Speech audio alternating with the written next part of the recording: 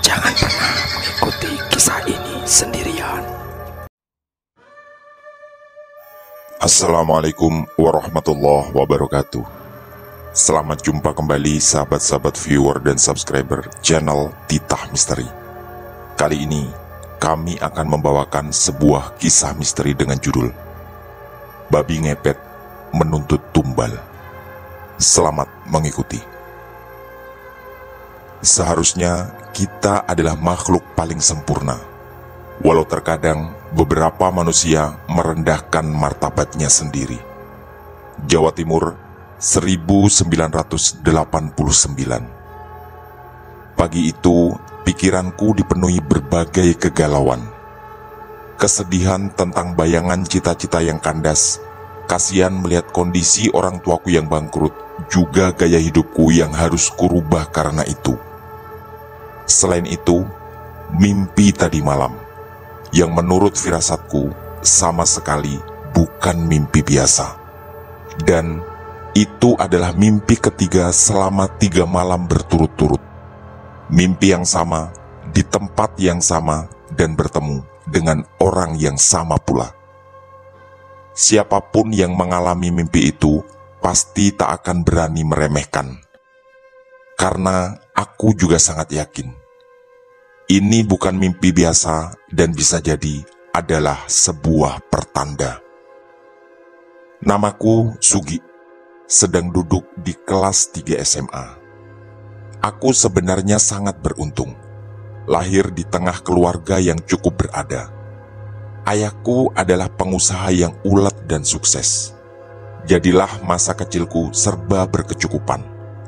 Bahkan sejak kelas 1 SMA, aku berani mencanangkan cita-cita yang sangat tinggi, yaitu menjadi seorang dokter.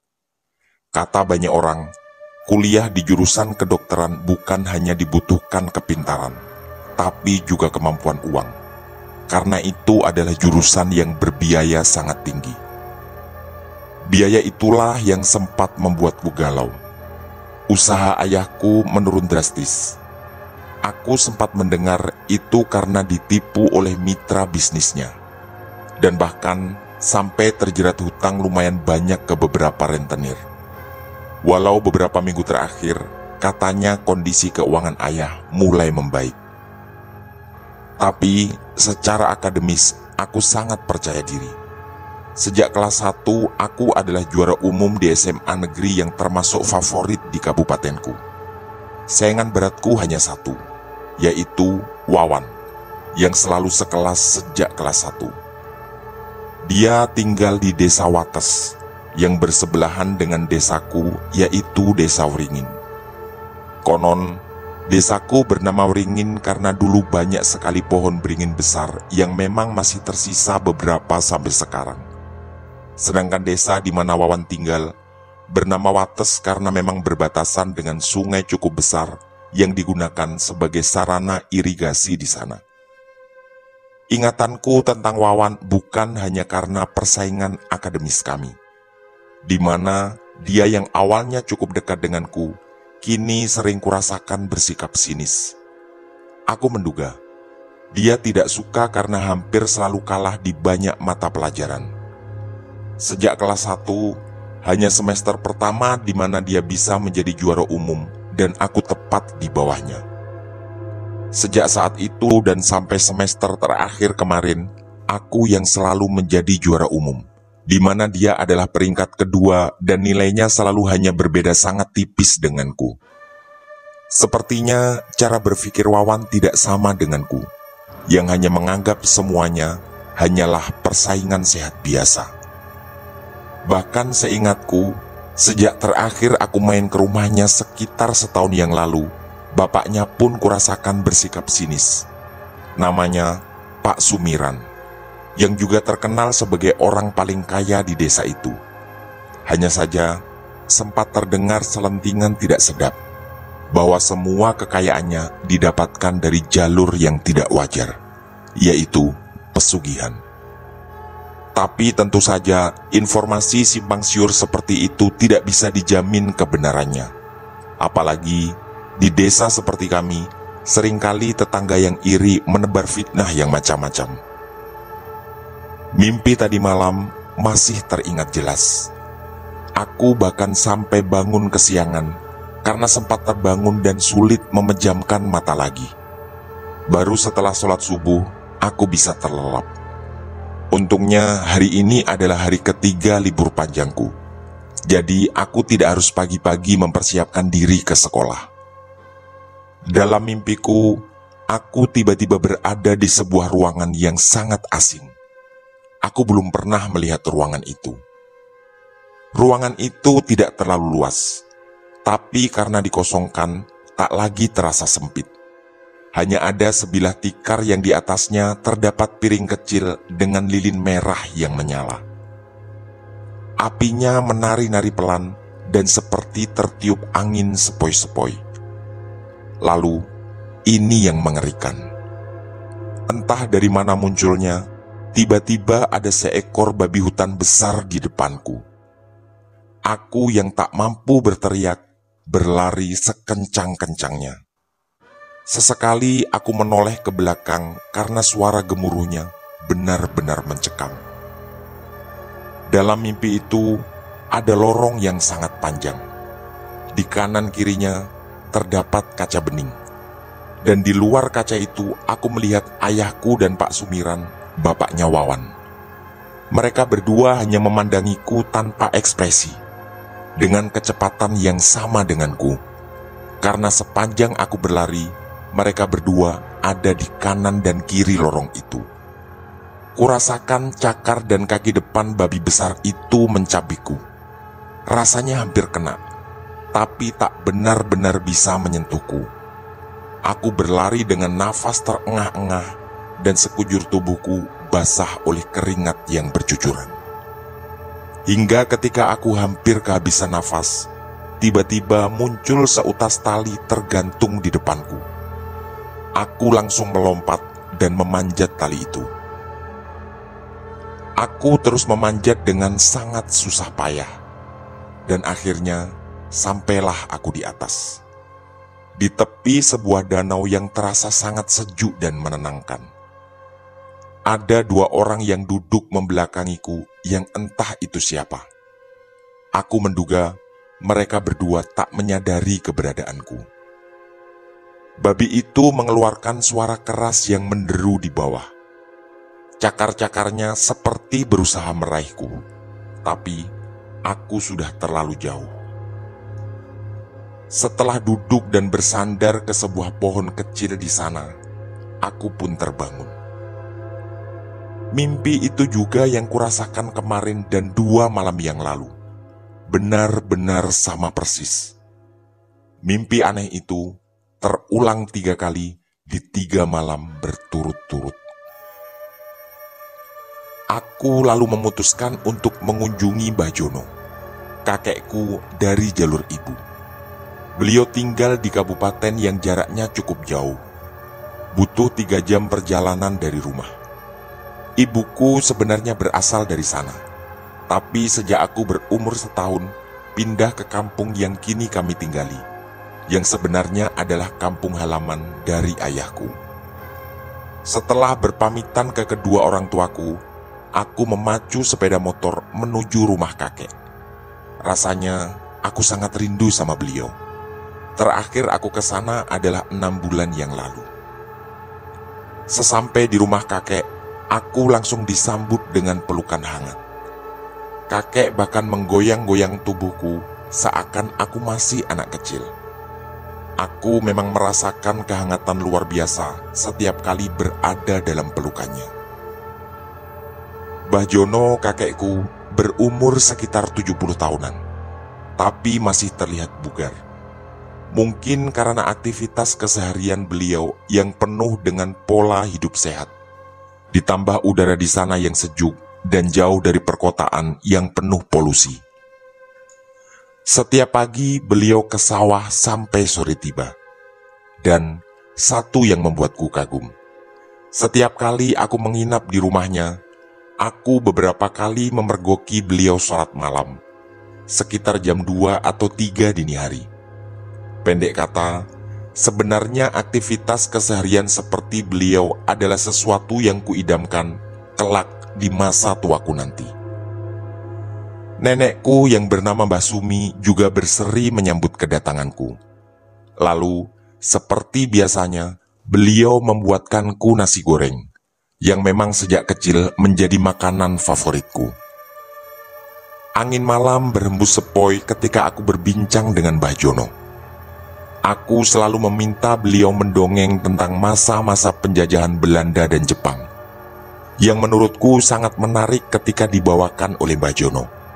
Juga tentang pohon beringin besar di ujung kampungnya yang konon dihuni oleh genderuwo dan wewe gombel. Cerita tentang genderuwo dan wewe gombel entah berapa kali ku dengar dari Mbah Jono, tapi aku tak pernah bosan. Terakhir, kata Mbah Jono, sekitar 5 bulan lalu, sosok di pohon beringin itu berulah.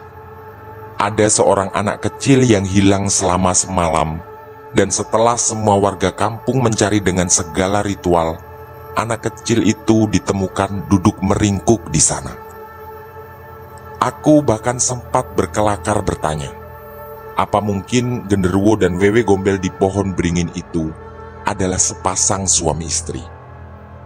Yang hanya dijawab dengan tawa lebar oleh Mbah Jono.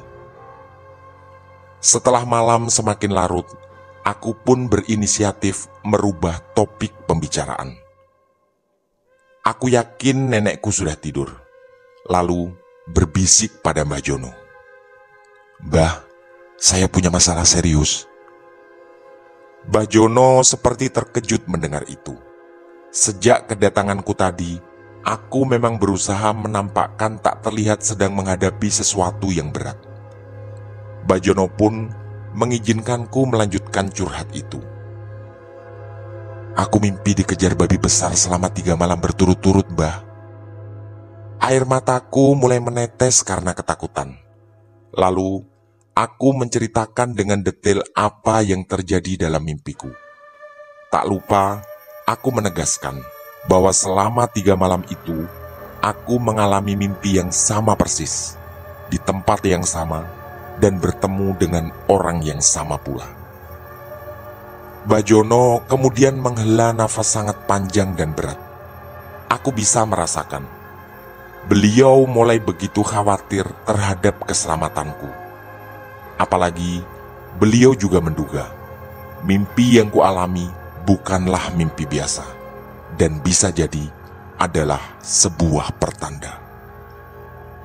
Beliau lalu menegaskan sebuah pertanyaan, siapa yang aku lihat di dalam mimpi itu? Aku pun mengulangi, bahwa yang kulihat dalam mimpi selain babi hutan itu adalah ayahku dan Pak Sumiran. Di kanan kiriku ketika aku berlari sekuat tenaga menyusuri sebuah lorong panjang. Aku juga menceritakan sekilas tentang siapa Pak Sumiran, karena Mbah Jono sama sekali tak mengenalnya. Tak lupa, aku bercerita tentang persainganku dengan anaknya di sekolah.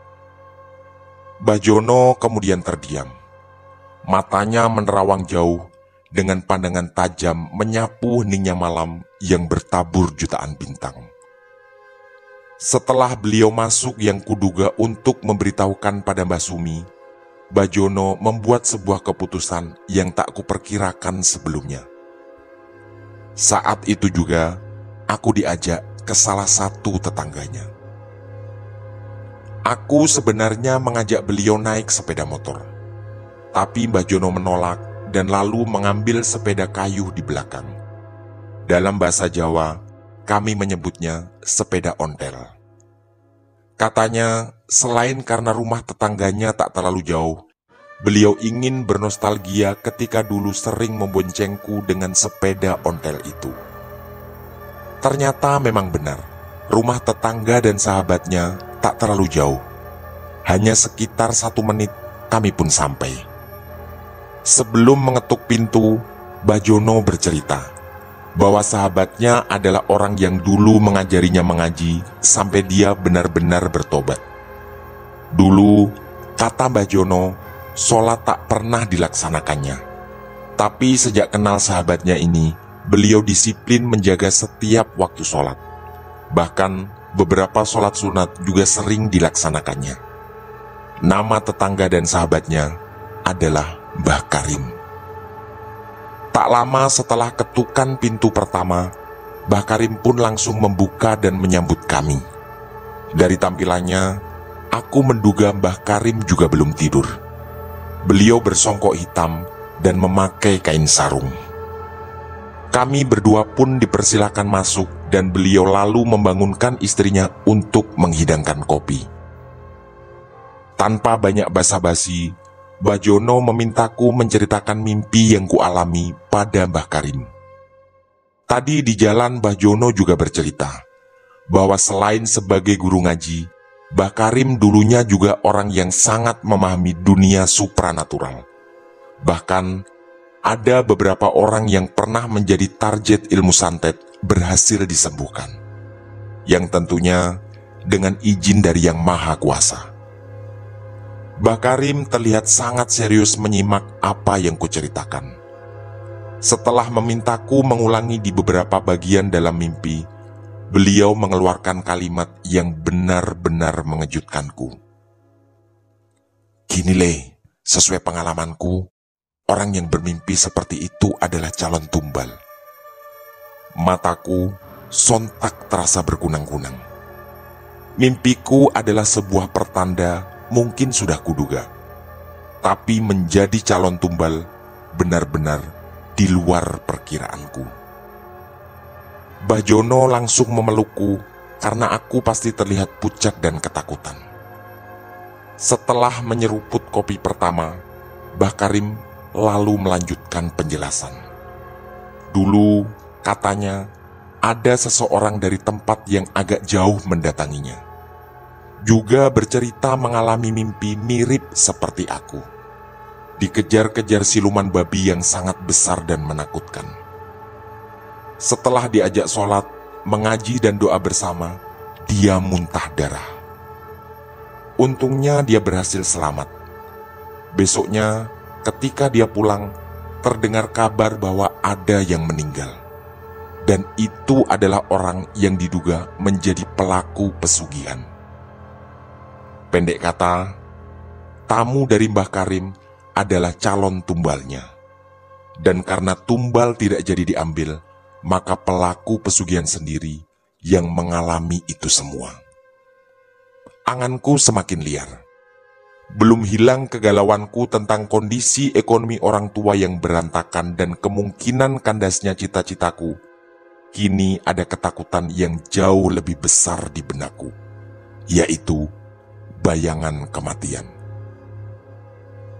Mbah Karim lalu bertanya tentang kondisi orang tuaku. Aku pun menjawab bahwa beliau sehat. Hanya saja bisnisnya sempat bangkrut karena tertipu, serta yang pernah kudengar terjerat hutang di beberapa rentenir. Tapi aku juga menyampaikan bahwa dalam beberapa minggu terakhir, sepertinya bisnis ayahku sudah mulai membaik. Aku tak paham kemana arah pertanyaan itu. Lalu Mbah Karim bercerita bahwa ibuku adalah teman sekolah anaknya yang kini tinggal di Jakarta. Kemudian Mbah Karim bertanya tentang sosok Pak Sumiran yang juga kulihat dalam mimpi. Aku memang tadi menceritakan juga ayahku dan Pak Sumiran mengiringi di kanan kiriku ketika aku berlari di sepanjang lorong. Beliau lalu manggut-manggut setelah aku menceritakan sosok Pak Sumiran dan anaknya, yang adalah sainganku dalam pelajaran di sekolah. Aku tentu tak memahami apa makna dari beliau yang manggut-manggut. Sempat kutoleh wajah Mbah Jono, dan beliau juga terlihat sangat pucat. Mbah Karim kemudian meminta kakekku pulang, tapi aku dimintanya menginap. Kakekku sempat terkejut, tapi karena Mbah Karim berkali-kali mengatakan bahwa ini adalah persoalan yang sangat serius, beliau pun pulang. Dari ucapan dan gerakan Mbah Jono dari tadi, aku bisa merasakan bahwa Mbah Karim adalah orang yang sangat dipercaya dan dihormatinya. Aku pun dengan terpaksa mengikuti sesuatu yang sama sekali tak kuduga, yaitu menginap di rumah Mbah Karim. Beberapa saat setelah kakek pulang, Mbah Karim menatap tajam mataku, lalu bertanya, apakah aku sudah sholat Isya? Aku hanya menggeleng sopan sambil menjawab belum.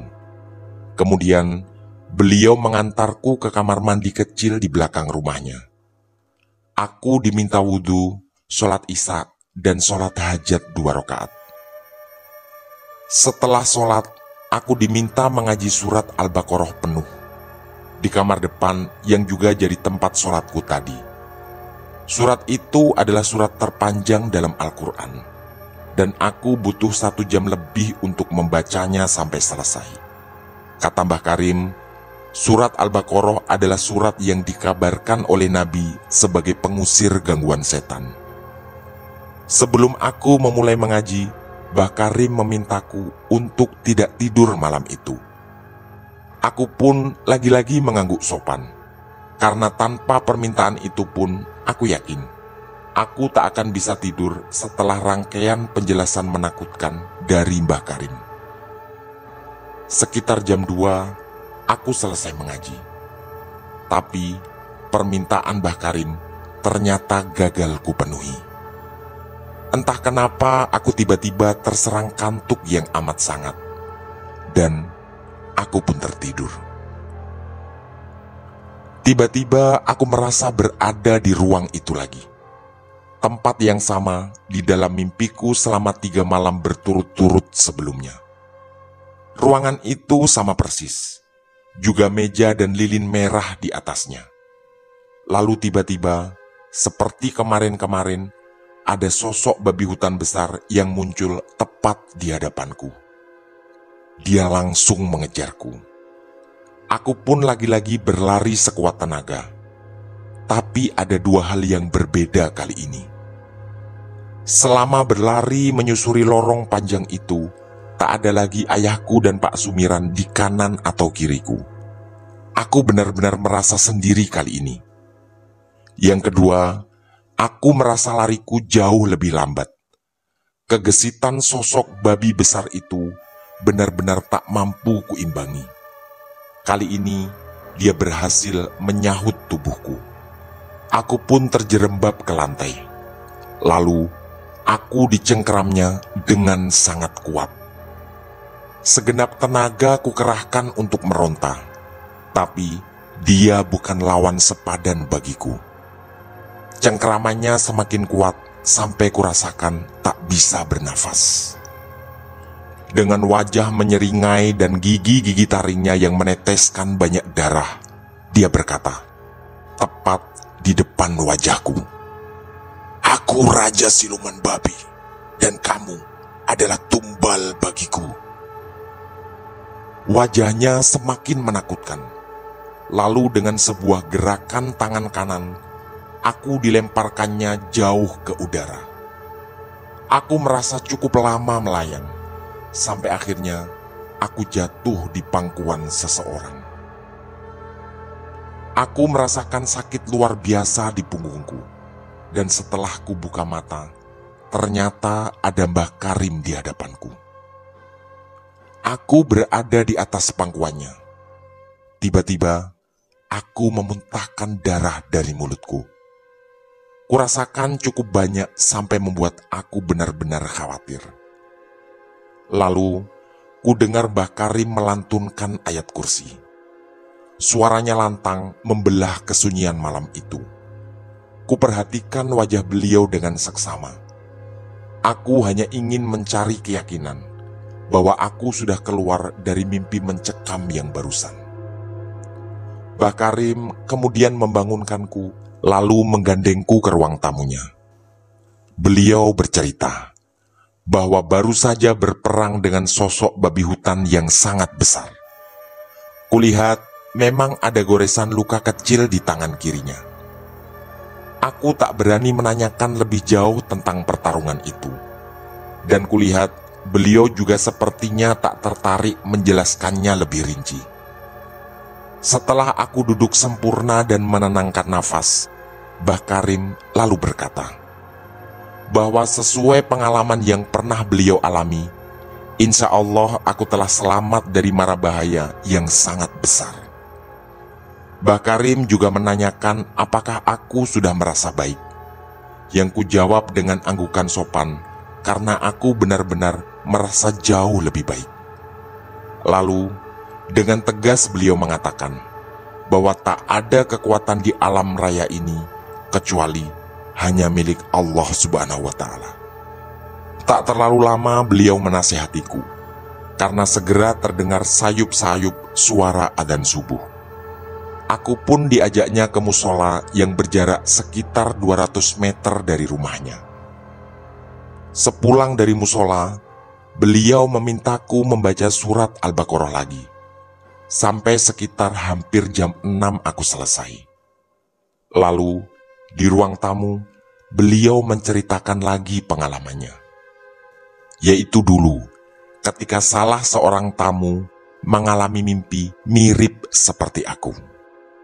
Katanya, orang itu juga muntah darah dan merasa jauh lebih tenang setelah membaca surat Al-Baqarah. Orang itu diperbolehkan pulang setelah merasa benar-benar segar dan sehat.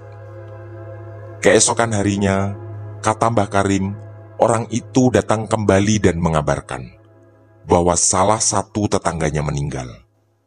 Dan itu adalah orang yang memang dicurigai sebagai pelaku salah satu jenis pesugihan.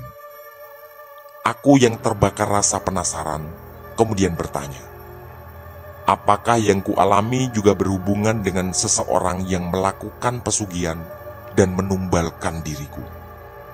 Mbah Karim hanya menggeleng, tapi aku tak mengartikan itu sebagai jawaban tidak. Karena beliau lalu memintaku untuk tidak berpikir terlalu jauh. Katanya, yang penting aku sekarang sudah jauh lebih tenang, dan insya Allah mimpi-mimpi mengerikan itu tak akan datang menggangguku lagi.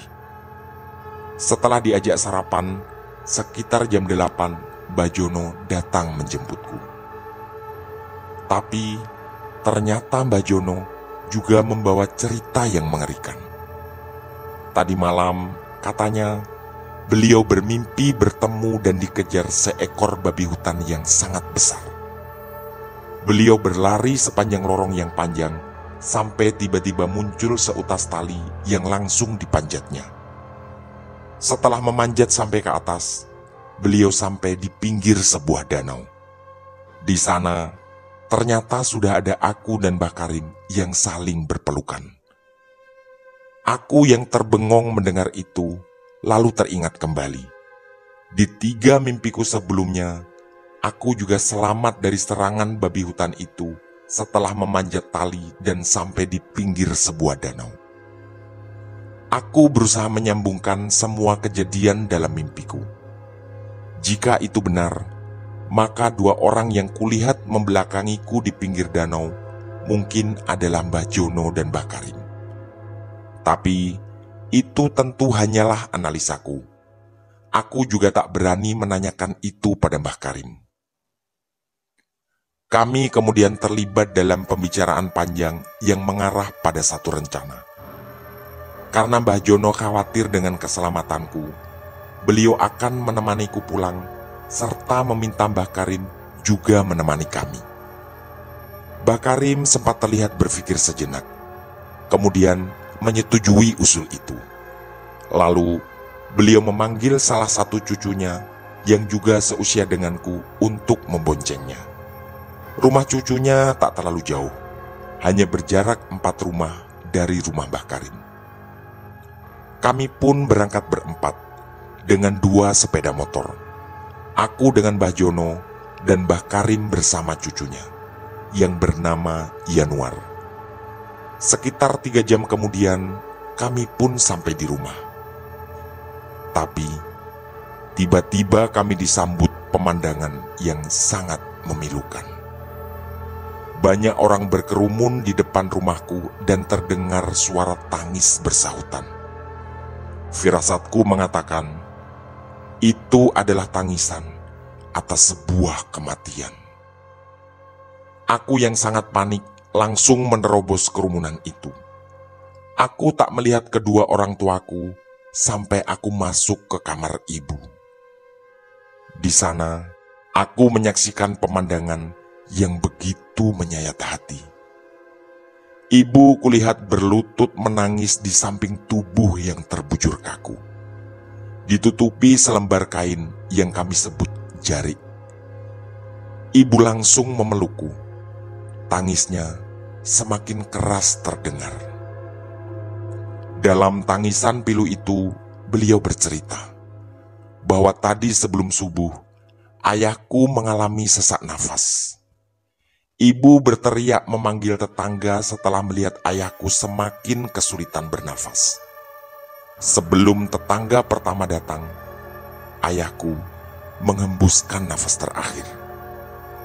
Aku benar-benar merasa bersalah karena tak ada di rumah justru di hari ayahku meninggal dunia. Lalu, semua bayangan kebersamaan kami menari-nari di otakku. Ayah yang selama ini membanting tulang demi kami, kini sudah tiada lagi. Bajono yang juga menangis, lalu memeluk kami berdua. Tangis kami bertiga pun semakin keras dalam pelukan penuh haru itu. Aku merasa tak sanggup lagi. Pusing dan tiba-tiba aku pun pingsan. Sesaat kemudian, aku merasa di sebuah ruangan bersama Mbah Jono di sampingku. Aku benar-benar terkejut, karena ruangan itu sama persis dengan ruangan yang ada dalam mimpiku. Aku lalu bertanya pada Mbah Jono, di mana kami berada. Kata beliau, aku berada di dalam rumah, di kamar belakang yang memang sudah lama tidak kumasuki. Karena selama ini dikunci oleh ayah dengan alasan itu dipakai untuk gudang. Aku langsung bangkit dan mengitarkan pandanganku sekeliling. Suasana kamar ini benar-benar persis seperti yang ada di dalam mimpiku. Ada tikar, meja dan piring dengan lilin berwarna merah di atasnya. Bedanya, kali ini lilin itu mati. Aku semakin tenggelam dalam kesedihan karena terbawa berbagai macam prasangka buruk. Tapi aku tak menceritakan pada Mbah Jono bahwa suasana kamar itu sama persis seperti yang ada di dalam mimpiku. Aku tak mau beliau semakin sedih dan tenggelam dalam prasangka buruk yang sama denganku.